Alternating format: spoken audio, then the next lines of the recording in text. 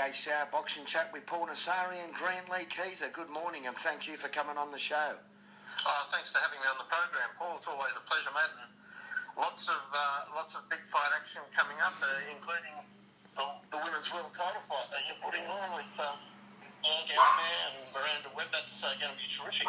Yeah, mate, I haven't... Terrific showdown. Yeah, I've seen Bianca Elmer fight a few times. She's a real guy, very, very physically strong. I saw a fight Shannon O'Connell down in Bendigo on the first Michael Zarafa and Jeff Horn card. She was very impressive. She has a very long and distinguished background in boxing, and she really puts on the show. She's very confident and very, very physically strong, and has a full set of punches. Boxes very, very nicely behind a pretty powerful set of combination punches. Yeah, she sure does. Yeah, it's a very exciting time actually at the moment. There's lots happening. I saw Jeff Horn yesterday. We were doing a photo shoot for my paper. He's in very good spirits. He was there with his wife Jo and his two little daughters. He's in very, very good spirits. He's expecting a hard fight with Tim Tszyu, but he's very confident he can win. He told me he's very confident. He just thinks that this is a bit too soon for Tim, while he's very cognizant of Tim's abilities and his speed and that very fast right hand he has.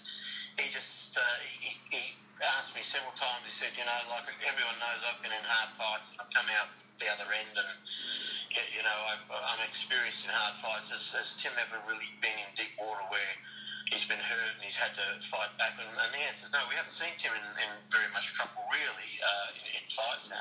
But Jeff Horn's going to put a lot of pressure on him right from the start. I know Tim's going to be 100% for it, and I think we're going to have a very, very good fight, whether it's up in Townsville, which is looking more and more likely, or in Brisbane, wherever it is. It's going to be a very exciting fight. And It's going to be a great fight if you ask me, mate. It's going to be one of the best fights we've seen this year, if you ask me. Yeah.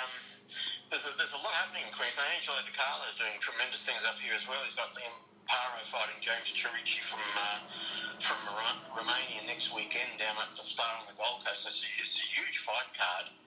Liam Paro's, I can't say he's a sleeper, but maybe people in southern states haven't really seen that much of him, because he's been fighting up here in Queensland. But he is a terrific talent. He's number 2 in the junior welterweight rankings. He's a beautifully skilled boxer, very, very slick southpaw, and he's actually been the last couple of weeks sparring with a guy called Rico Mueller, who gave Jeff Horn a very good fight in 2016, a really tough, aggressive German guy, and he's been out here sparring with Liam Paro and giving him great work.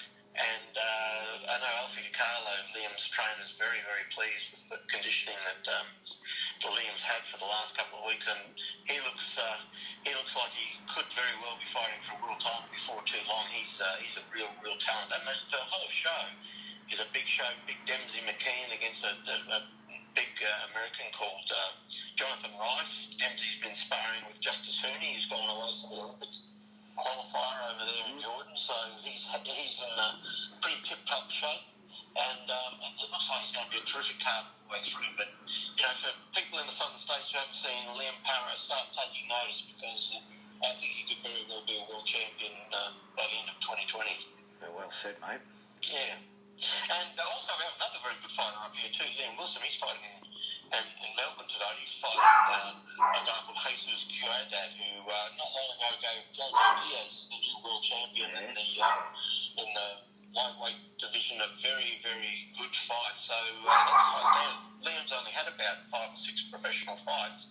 He did fight at the Commonwealth Games. He's had a lot of amateur fights. He's only a youngster. He's only in his early 20s, but he was in the Queensland amateur teams going overseas probably 10 years ago. So from very young in his youth, he was representing in boxing teams. So he's very experienced on the international stage. He's only had a handful of professional fights, but he's in the deep end against this very good Mexican-based guy from Venezuela. And if he gets through this round, it's going to show that anything can happen for Liam. So a lot happening. We've got some really good fighters at the moment. It's good to see, because these guys are putting in a lot of hard work.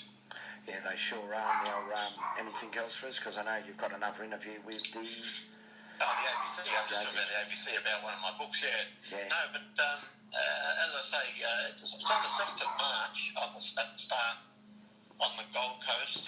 It's on epicenter.tv. That's why you can watch it. Yeah, sure. It's not very expensive, and you'll see a lot of very good fights. Well, they do a good job, Epicenter, don't they? God, They do a good job, yeah. Great. Fought on there a few times.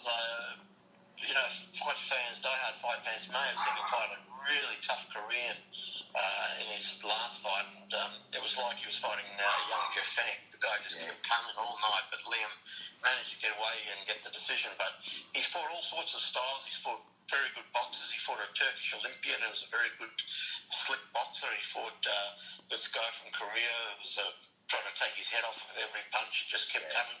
So he's fought all sorts of styles, and I think we're going to see a lot from him in 2020. Yeah. We've got some other fighters there. Zach Dunn, when's he on again? I see Zach's on. He's got a huge fight coming up. He's a real good fighter to watch. That guy. He had that setback. He had that setback in the Commonwealth title fight, but anything can happen at that level, and there's nothing to stop him really going to the very, very, very highest level. He's a very good fighter out of Melbourne. Jade Mitchell's another one down there. Yeah. Ryan Murdoch, he's closing in on a world title shot. So at the top end, there's some very big fighters, and I know Dennis Hogan, he's going to be back in action in May, I think. I'm not sure who the opponent is, but they're trying to keep him right at the level where he's in world title eliminators. He's dropping back to the junior middleweight division. The middleweight division was just too heavy for him against that Charlo's monstrous puncher.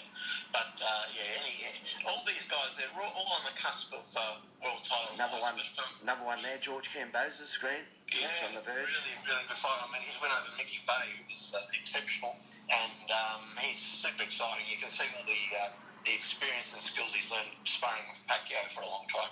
And speaking of Pacquiao, Tim Tszyu was saying that he's probably sparred about 20 rounds with Pacquiao over in Manila. I think that's going to help him a lot for the Jeff Foreman fight. Even though they're different styles, when it comes to international experience, you can't get much better than being in there with Manny Pacquiao. Oh, no, you can't. Have we missed anybody? Daniel Lewis put up a great performance last week, didn't he? Yeah, the guy was just impressed. A giant, wasn't he? I mean, it's just a hard giant, And the guy with the giant who could fight on the inside too, so makes it pretty tough. Daniel gave a great performance though. He's only had a handful of professional fights, and you have to remember that Daniel Lewis was the last guy to beat Tim Tszyu too. So he's top shelf. He's a top shelf fighter. Maybe if he fights somebody his own size next time, he might be the W. Yeah, that guy was amazing. That guy could fight as a heavyweight, 6 foot 7, whatever he was. Monster. Someday, yeah. I better let you go, Grant. Yeah. Got to... Good on you, Paul. Really appreciate being on the show, mate, and keep up the great work for boxing because we all appreciate it. Likewise, Grant. Likewise, Grantlee Kieza. Thank you. Good on you, Paul. Cheers, mate. See you, mate. And that was Grantlee Kieza, absolute champion. He's got the ACB on the other line waiting to interview him now, and I just feel privileged to have this guy on all the time. Dwight Ritchie, happy birthday, mate. I know you're no longer with us, but, mate, you're up there. Have a great birthday, my man. Nathan Swalling's going to be on next, followed by